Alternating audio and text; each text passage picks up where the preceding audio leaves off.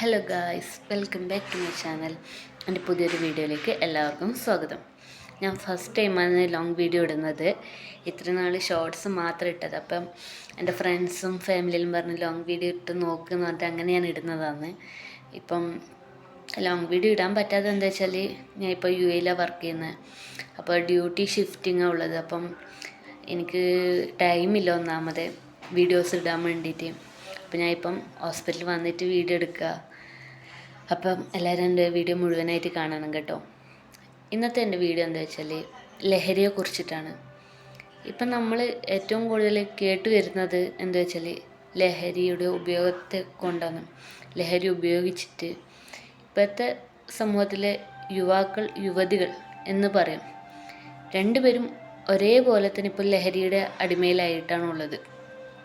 ലഹരികൾ ഉപയോഗിച്ച് മാതാവിനെ, പിതാവിനെ, നമ്മുടെ ഭർത്താക്കന്മാർ, ഭാര്യമാരെ പോലും തിരിച്ചറിയാൻ പറ്റാതെ ഒരു കാലഘട്ടത്തിലൂടെയാണ് നമ്മളിപ്പോൾ കടന്നു പോകുന്നത്. പണ്ടൊക്കെ നമ്മൾ ലഹരി എന്ന് പറയുമ്പോൾ കേട്ടു വരുന്നത് കള്ള്, സിഗരറ്റ്, വിരലിൽ എണ്ണാവുന്ന അത്ര മാത്രമേ കഞ്ചാവിലും കേട്ടു വരുന്നുള്ളൂ.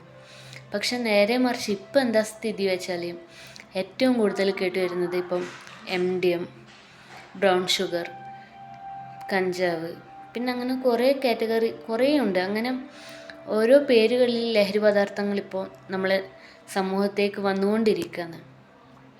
ചെറിയ കുട്ടികൾ മുതൽ മുതിർന്നവർ വരെ ഇപ്പം അതിൽ അടിമകളായി പോകുകയാണ്.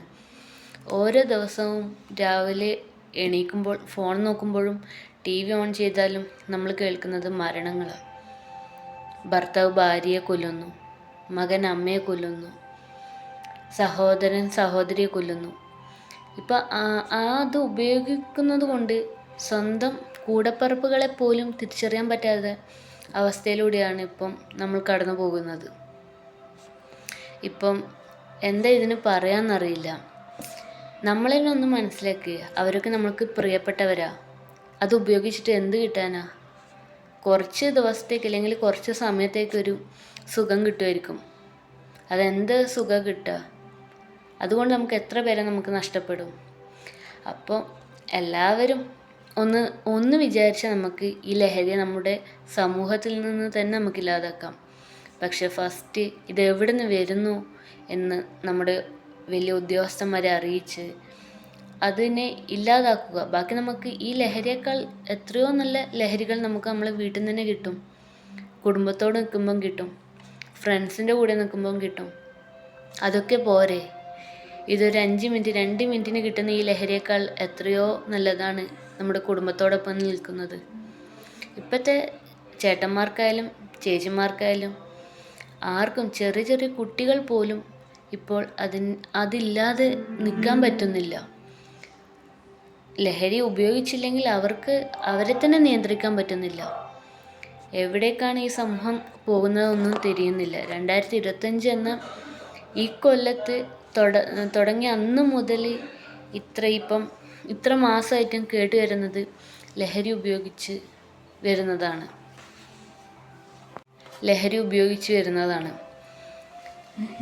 എന്താ ഒന്നിനും ഇത്രയും കൊലകൾ നടന്നു, എന്നിട്ടും ഈ ലഹരി എവിടെ നിന്ന് ഉണ്ടാകുന്നു എന്ന് ആർക്കും കണ്ടെത്താൻ പറ്റുന്നില്ല.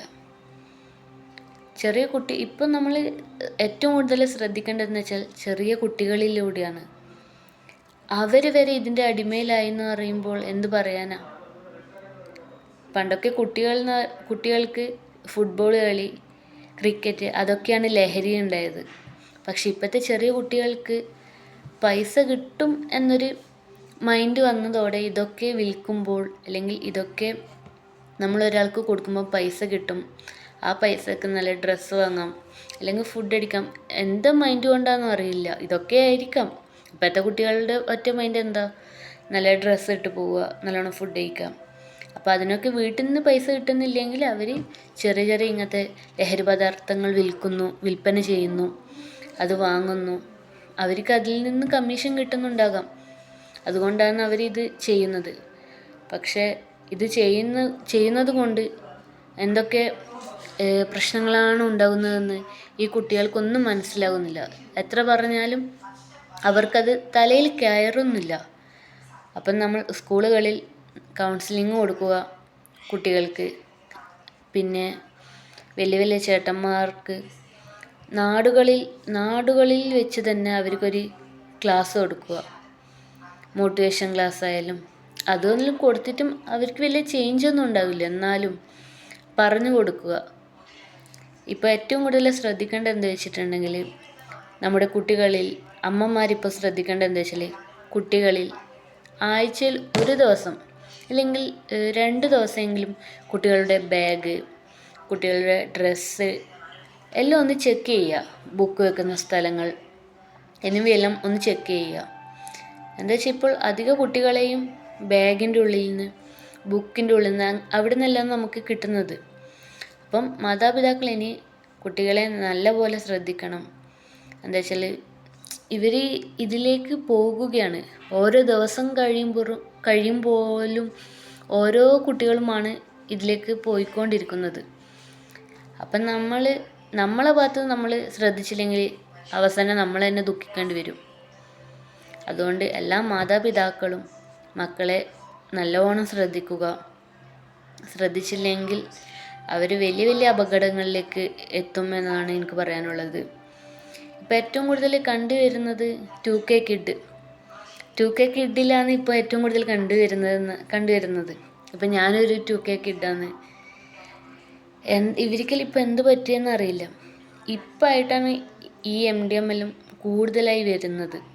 പണ്ടൊക്കെ ഇങ്ങനെയൊന്നും കണ്ടുവന്നില്ല. MDMA ഒന്നും കണ്ടുവന്നില്ല. കഞ്ചാവ് അങ്ങനെയെല്ലാം കേട്ടിനല്ലാതെ കണ്ടിട്ട് പോലും ഇല്ല. പക്ഷെ ഇപ്പം എന്ന് വെച്ചാൽ നമുക്ക് കാണാൻ പറ്റുന്നില്ല. എല്ലാവരും കൃഷി ചെയ്യുന്നുണ്ട്. എന്താ ഇപ്പം നടന്നു വരുന്നത് ഒന്നും തിരിയുന്നില്ല.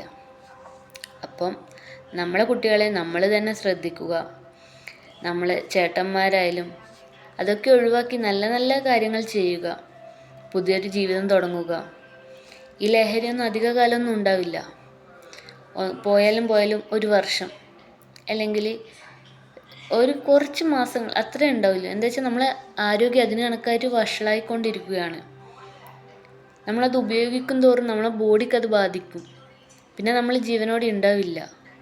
ഓരോ ഘട്ടം കഴിയും തോറും നമ്മളെ ശരീരത്തിലെ ഓരോ അവയവങ്ങളും ഓരോന്നും നശിച്ച് പോവുകയാണ്.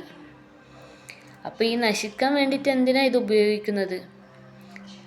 അത്രയും നാൾ ജീവിക്കുമ്പോൾ നമ്മൾ സന്തോഷത്തോടെയല്ലേ ജീവിക്കേണ്ടത്. ഇതൊക്കെ ഉപയോഗിച്ചിട്ട് എന്ത് കിട്ടാനാ? അപ്പം മാക്സിമം ഇതൊക്കെ ഒഴിവാക്കി നല്ല കുട്ടികളായി, നല്ല ചേട്ടന്മാരായി, നല്ല ഭർത്താക്കന്മാരായി ഇനിയെങ്കിലും നമ്മളെ സമൂഹത്തിൽ ജീവിക്കുക. എല്ലാവരോടും എനിക്കിതാ പറയാനുള്ളത്. ഇപ്പോൾ ഇതൊക്കെ പറയുമ്പോൾ ആൾക്കാർ ചോദിക്കും, ഇതൊക്കെ പറയാൻ താൻ ആരാന്ന് ചോദിക്കും. പക്ഷെ നമ്മൾ കേട്ട് വരുമ്പോൾ രാവിലെ ആയാലും ഇൻസ്റ്റഗ്രാം ആയാലും TV ആയാലും എന്തായാലും നമുക്ക് തുറക്കുമ്പോൾ ഇങ്ങനത്തെ ന്യൂസാണ് കേൾക്കുന്നത്.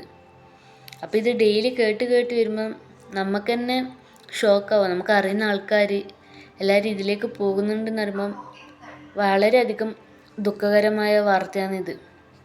അപ്പം മാക്സിമം എല്ലാവരും ഇതിൽ നിന്ന് പിന്മാറാൻ പറ്റൂല. ഇതിൽ അഡിക്റ്റ് ആയിട്ടുണ്ടെങ്കിൽ പിന്മാറാൻ പറ്റില്ല. പക്ഷെ മാക്സിമം നമ്മളത് ഉപയോഗിക്കാതിരിക്കുക.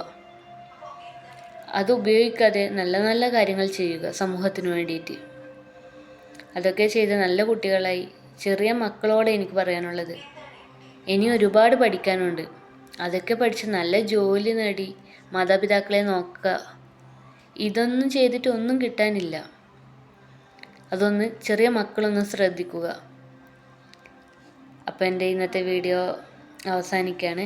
എല്ലാവർക്കും ഇഷ്ടപ്പെട്ടിട്ടുണ്ടെങ്കിൽ ഒന്ന് ലൈക്ക് ചെയ്യുക, ഷെയർ ചെയ്യുക, സബ്സ്ക്രൈബ് ചെയ്യുക.